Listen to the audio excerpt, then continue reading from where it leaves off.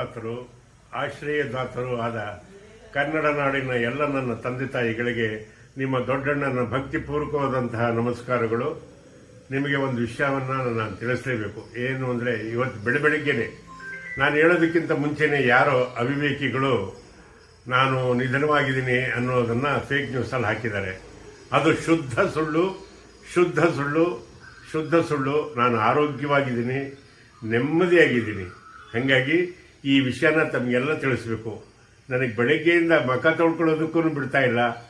ಎಲ್ಲ ನನ್ನ ಪ್ರೀತಿ ಪಾತ್ರರು, ನನ್ನ ಅಭಿಮಾನಿಗಳು, ನನ್ನ ಬಂಧು ಬಳಗದವರು, ನನ್ನ ಮಕ್ಕಳು ಮೊಮ್ಮಕ್ಕಳು ಎಲ್ಲ ಫೋನ್ ಮಾಡ್ತಾಯಿದ್ರು.